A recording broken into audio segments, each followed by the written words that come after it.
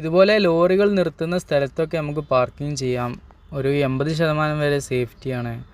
എങ്കിലും നമ്മൾ ഗ്ലാസ് ഒന്നും താത്തിയിടാതെ ഉറങ്ങുന്നതായിരിക്കും നല്ലത്.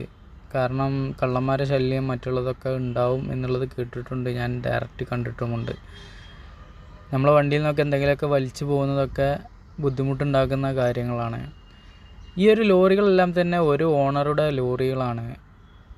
ഞാൻ രാവിലെ നീച്ചപ്പോൾ കാണുന്ന കാഴ്ചയാണ്. ഒരുപാട് ലോറികൾ ഇങ്ങനെ ഫ്രണ്ടിൽ നിൽക്കുന്നതായിട്ട് കണ്ട്.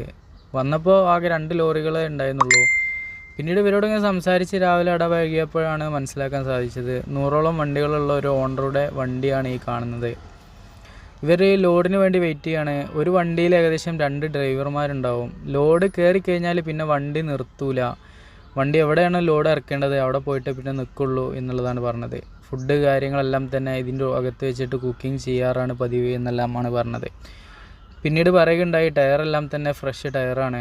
ഒന്നും തന്നെ പൊട്ടിയതോ റീബിൽറ്റ് ചെയ്തതോ അല്ലെങ്കിൽ കനം കുറഞ്ഞ കട്ടയുള്ളതോ ഒന്നും തന്നെ ഉണ്ടാവില്ല. അതെല്ലാം തന്നെ നമ്മളെ വണ്ടികളുടെ ക്വാളിറ്റിയാണ് എന്നെല്ലാം സംസാരിക്കുകയുണ്ടായി.